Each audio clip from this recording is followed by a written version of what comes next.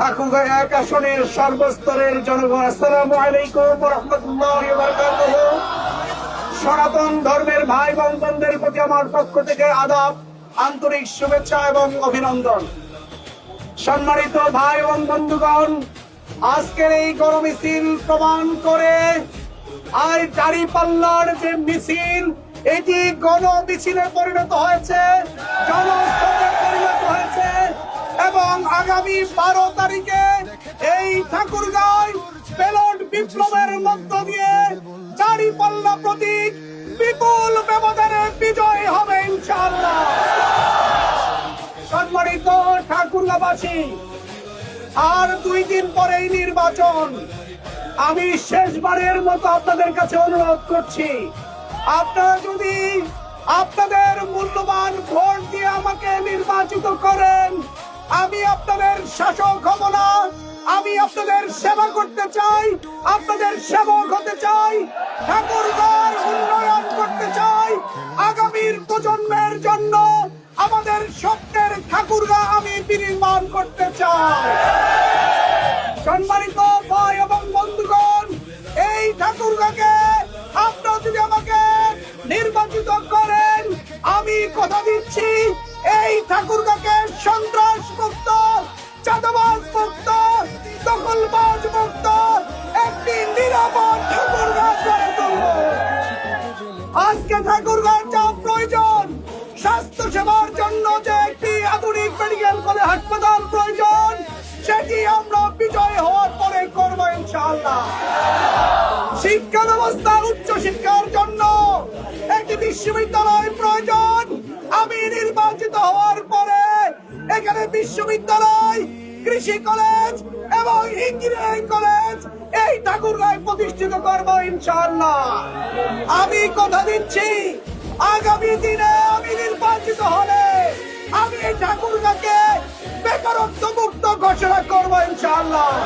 সকল বেকার যুবক যুবতীদের হাতের সম্মানের কাজ বুঝিয়ে দেব ইনশাআল্লাহ। সম্মানিত ভাই এবং বন্ধুগণ, আমি আপনাদেরকে অনুরোধ করছি, একটি বাড়ির জন্য আপনারা আমাকে সুযোগ করে দিবেন। সব দল আপনারা দেখেছেন, এবার আমাকে দেখবেন আমি আপনাদের জন্য কি করতে পারি। আমি আপনাদেরকে কথা দিচ্ছি, আপনাদের স্বপ্নের ঠাকুরগাঁ আমি করে দেব ইনশাআল্লাহ। একটিবার ভেবে দেখুন, কাকে নির্বাচিত করলে আপনার সবচেয়ে কাছে পাবেন।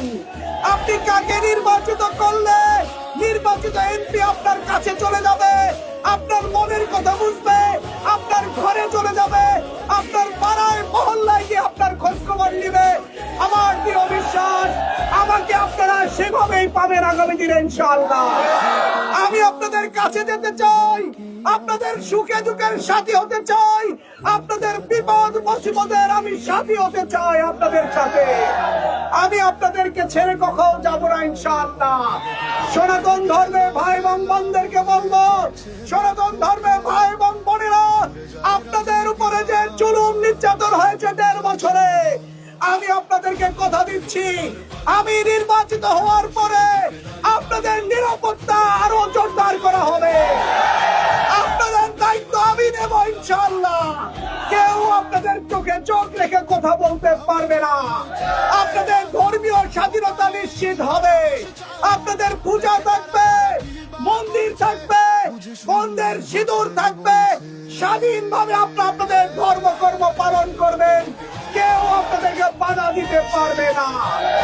আমি দেলোয়ার হোসেন আপনাদের ভাই হিসেবে আপনাদের সার্বিক নিরাপত্তার জন্য আমাকে আপনি আপনার পাশে পাবেন ইনশাআল্লাহ।